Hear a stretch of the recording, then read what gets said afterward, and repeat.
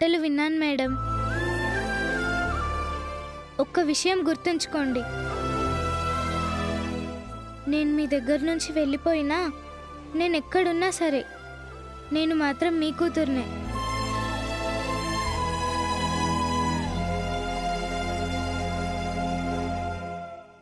మా అమ్మని రేపు చూడబోతున్నాను అన్న ఆనందం ఒకవైపు అయితే, మిమ్మల్ని వదిలేసి వెళ్ళిపోతున్నాననే బాధ మరోవైపు. మేడం, ఈ ఒక్కరోజు మీ దగ్గరే పడుకుంటాను. ఇంకెప్పటికీ కుదరదు కదా, పడుకోవచ్చా? నేనే వచ్చి నిన్ను అడుగుదాం అనుకున్నాను, నిన్ను తీసుకొద్దాం అనుకున్నాను. నువ్వే అడిగేశావు. రా.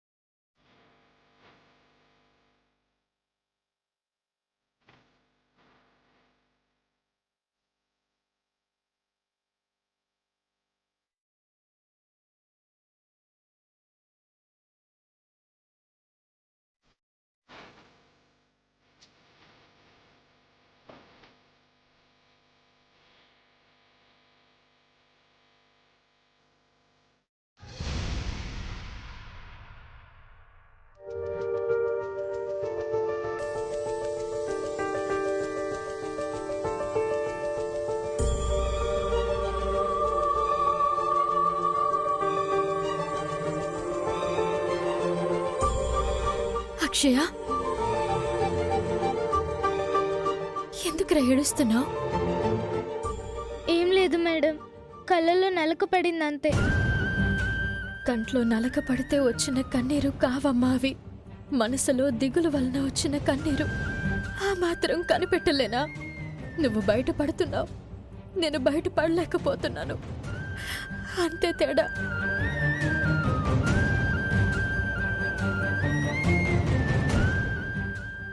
బ్యాగ్ సర్దుకోవడం అయిపోయిందా?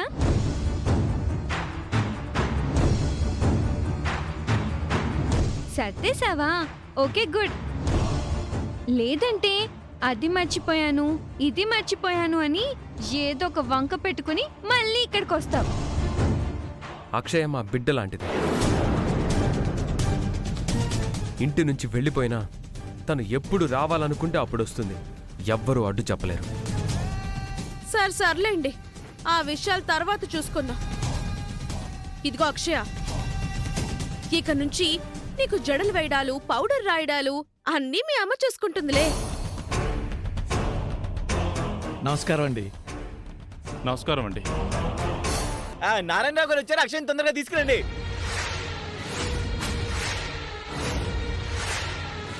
విన్నారు కదా, పదండి.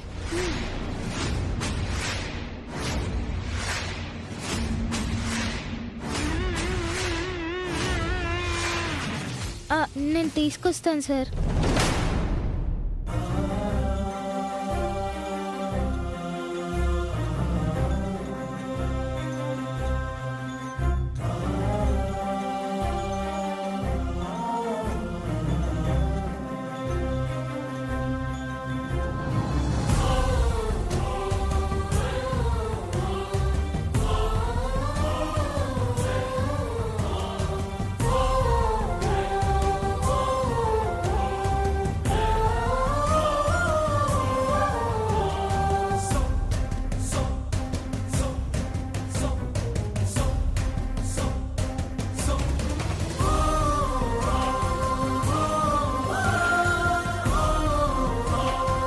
సాక్షాత్తు అమ్మోరు తల్లే ఇంటి నుంచి బయటికి తరలిపోతున్నట్టుగా ఉంది. మనసుకు చాలా కష్టంగా ఉంది.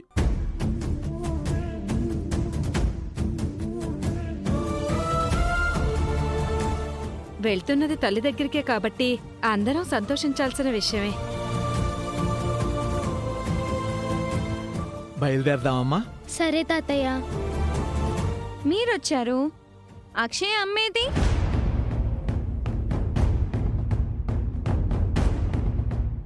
అవునండి, అక్షయ అమ్మ వచ్చి తీసుకెళ్తుందని మీరు మాకు చెప్పారు కదా. ఆవిడ రాలేదా పూజారి గారు? అమ్మేది తాతయ్య. వచ్చిందమ్మా, బయటుంది. లోపలికి పిలవండి. ఆ. కల్పన, కల్పన, రామ్మా. కల్పన పేరు బాగుంది. మనిషి ఎలా ఉంటుందో.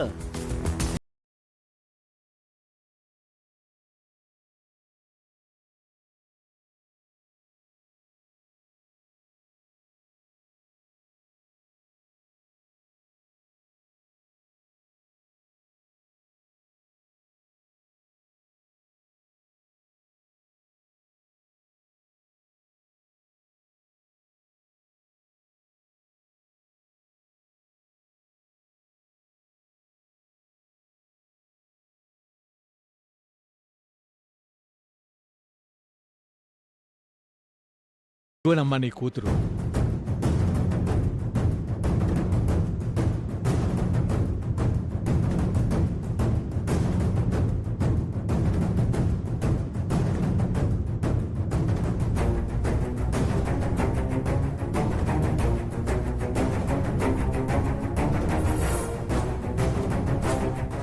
అక్షయ, అమ్మా.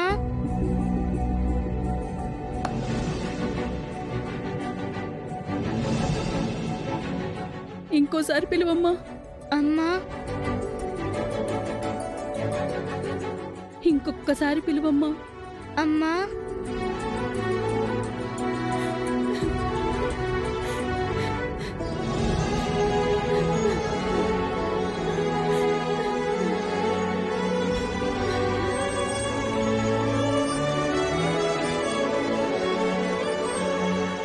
ఇది మా అందరికంటే మహానటిలా ఉంది. తెగ నటిచ్చేస్తోంది.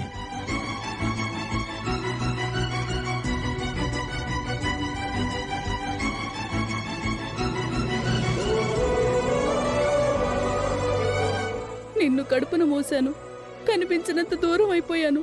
ఇప్పుడు గుండెలకు హత్తుకుంటే ఎంత హాయిగా ఉంది తల్లి. ఇంతకాలం నిన్ను మిస్ అయ్యానురా కన్నా. నీ గురించి నేను రోజు ఏడుస్తూనే ఉన్నానమ్మా. ఇక నీ కంటి నుంచి ఆనంద బాష్పాలు తప్ప కన్నీరు రాకుండా చూసుకుంటాను. ఇంతకాలం నీ పరిస్థితులు బాగోలేక దూరం చేసుకున్నావు. ఇక నుంచి నీ బిడ్డని కంటికి రెప్పలా చూసుకో. సరేనమ్మా.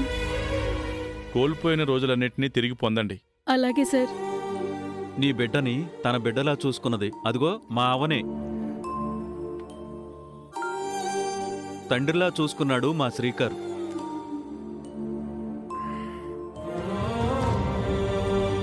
మీకు జన్మ జన్మలకి రుణపడి ఉంటానవని గారు. కన్నది నేనే అయినా కన్న ప్రేమను పంచింది మాత్రం మీరే. మీ చేతులు కాదు, కాళ్ళు పట్టుకోవాలి. అయ్యో,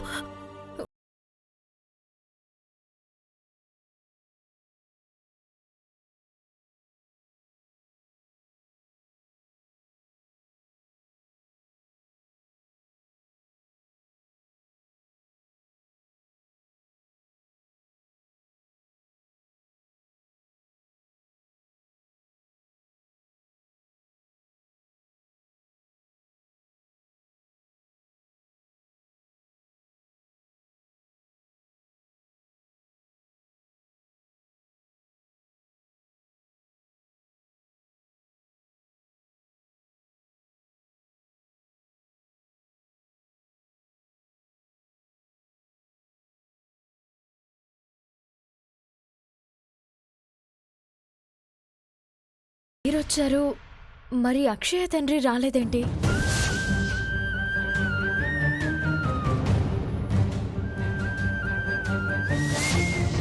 తన పర్సనల్ విషయాలు మనకెందుకు అవని?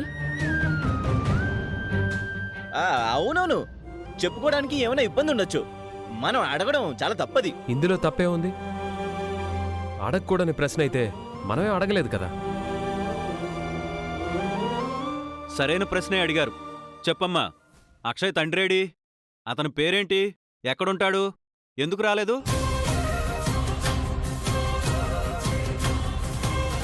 మీరైనా చెప్పమని చెప్పండి పూజారి గారు. ఉన్నది ఉన్నట్టు చెప్పమ్మా. అందరూ మనవాళ్లే. ఎందుకు ఆలోచిస్తున్నావమ్మా? నాన్న గురించి చెప్పమ్మా. అక్షయ్ తండ్రి ఉన్నాడా పోయాడా?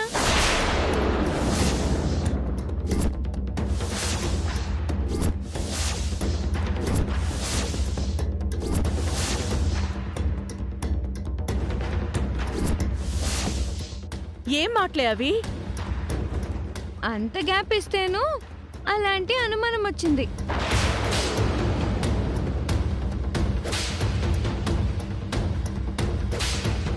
కల్పన గారు, ఏదైనా ఇబ్బంది ఉంటే అలా పక్కకు వెళ్ళి మాట్లాడుకుందాం రండి. అవసరం లేదండి, అందరి ముందు చెప్తాను.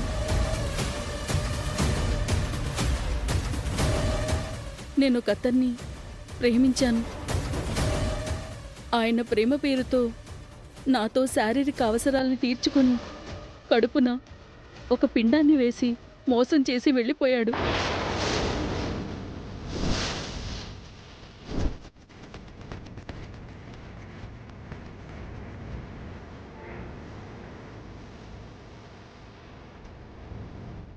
పుట్టిన బిడ్డ భవిష్యత్తులో తనకేదైనా సమస్యగా మారుతుందేమోనని, చంపేస్తాడేమోనని భయపడ్డాను.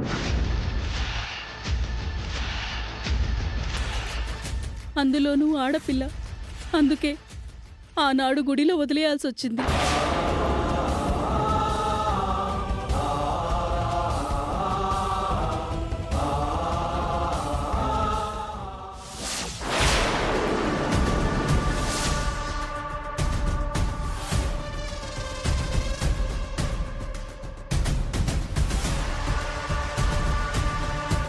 ఆ తర్వాత పూజారి గారు నా బిడ్డని చేరదీశారు.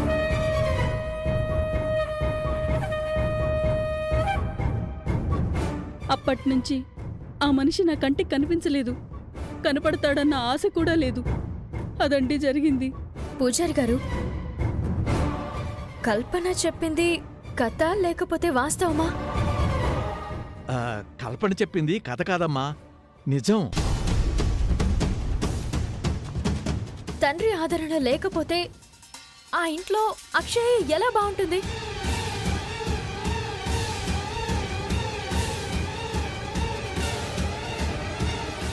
ఏం జరుగుతోంది ఇక్కడ?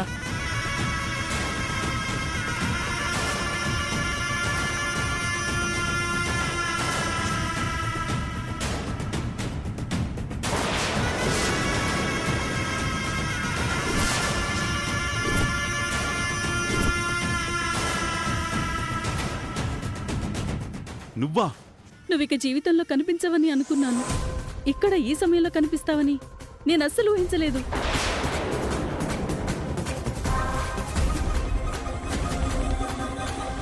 నన్ను ప్రేమించి మోసం చేసింది ఇతనే పూజారి గారు.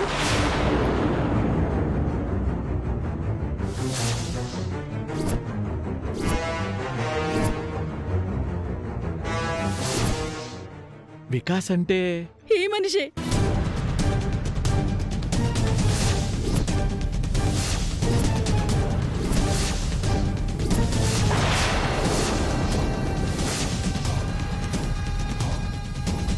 దుర్మార్గుడా, నీ వల్ల నేను నా బిడ్డ రోడ్డు పాలయ్యాం, అనాథలమయ్యాం. దిక్కుతోచని స్థితిలో ఇంతకాలం బ్రతికాం. ఇదేం ట్విస్టరా బాబు? వికాస్ గారి దీనిలెవరా? ఈ విషయం నా బంగారానికి తెలియకుండా ఉంటుందా? అంత అయోమయంగా ఉంది. వికాస్, ఈ కల్పన చెప్పిందంతా నిజమేనా? అంటే అది చెప్పవయ్యా. ఆడపిల్ల 10 మందిలో చెప్తుందంటే నిజం కాకుండా ఉంటుందా?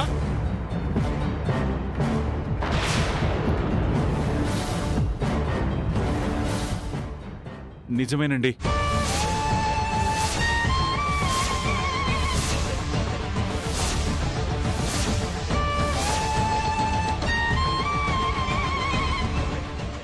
ఆ వయసులో అనుకోకుండా అలా జరిగిపోయింది.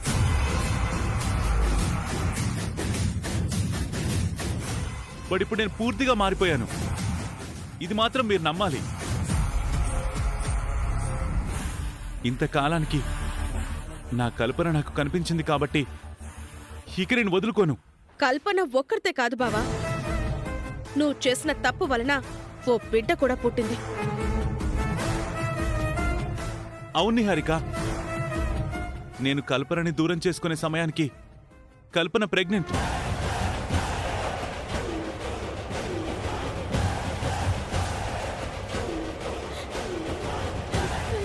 మన బిడ్డ ఏమైంది కల్పన? అసలు నువ్వు ఇక్కడున్నావేంటి? ఇక్కడ మన పాప ఉందని తెలుసుకొని పాపని తీసుకెళ్ళడానికి వచ్చాను. ఇక్కడ మన పాప ఉందా? ఎవరు? ఈ అక్షయ అండి.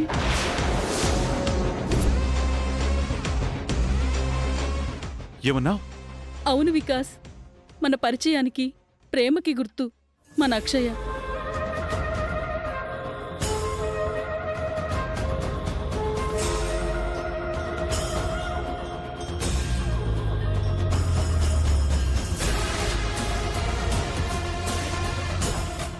ఇంత మంచి పాప మన బిడ్డ.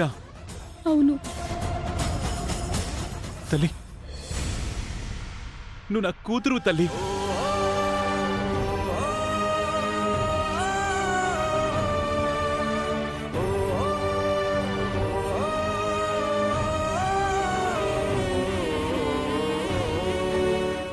ఇంతకాలం గాలి తిరుగులు తిరిగేశాను. ఇప్పటి నుంచి నా భార్యని బిడ్డని కళ్ళల్లో పెట్టుకొని చూసుకుంటాను.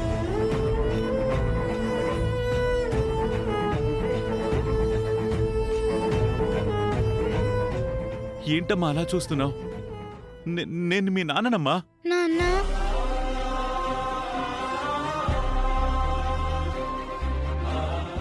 చాలు, ఇక నా జీవితానికి ఇది చాలు.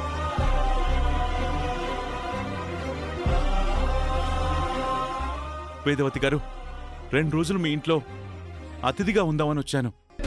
మీ ఇంటి నుంచి 2 బంగారు కానుకలను తీసుకుని బయటికి వెళ్తున్నాను. ఇదంతా నిజమా కలా? వాస్తవమా అబద్ధమా అన్నట్టుంది.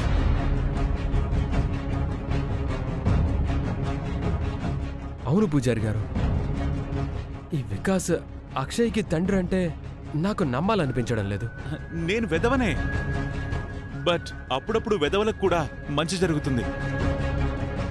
అన్నిటికీ సాక్ష్యం పూజారి నారాయణరావు గారు. అంతా ఆయన సమక్షంలోనే జరుగుతోంది. ఇక సందేహించాల్సిన అవసరం ఏముంటుంది? అమ్మా నాన్నల కోసం నువ్వు తీసుకున్న భవానీ దీక్ష ఇప్పటికి ఫలించింది అక్షయ. ఇక నీ పేరెంట్స్తో హాయిగా ఉండమ్మా. అక్షయ్ మీ కూతురు కావడం నిజంగా మీ అదృష్టం బావా. ఇక బయలుదేరదామా? వికాస్, అక్షయని మా కూతురిలా జీవితాంతం పెంచుకుందాం అనుకున్నా. మీకు అదృష్టం కలిగింది. ఇలాంటి పాప లోకంలో ఎక్కడా ఉండదు. రేపు నాకు నా కూతురు కనిపించినా ఇలా ఉంటుందని నేను చెప్పలేను. అందుకే జాగ్రత్తగా చూసుకోండి. వికాస్, మీకు దూరమైన ఇన్ని సంవత్సరాలు ఎన్నో కష్టాలను కన్నీళ్లతో దాటింది. ఇక మీదట అక్షయ్ కంట్లో కన్నీళ్ళు ఉండకూడదు. ఓకే బ్రో, అప్పుడప్పుడు మా ఇంటికి వచ్చి చూస్తూ ఉండండి, మీకే తెలుస్తుంది. కన్నవాళ్ళు కాబట్టి నీకంటే బాగానే చూసుకుంటారు. మా ప్రాణంలా చూసుకుంటాం. మీరిప్పుడన్న మాటని నిలబెట్టుకోండి. మేము కన్నవారం కాకపోయినా అక్షయ్కి ఆపదొస్తే అందరికంటే ముందు మేముంటాం. సరే సరే సరే, ఇక బయలుదేరండి. మీ పాపని తీసుకుని వెళ్ళండి. అమ్మా, దుర్ముహూర్తం రాకముందే బయలుదేరదాం. పదమ్మా. నాకు ఆశ్రయం ఇచ్చిన వారికి, నా మీద ప్రేమాభిమానాలు చూపించిన వారికి అందరికీ పాదాభివందనం. వెళ్ళొస్తాను. వెళ్ళు, రావద్దు.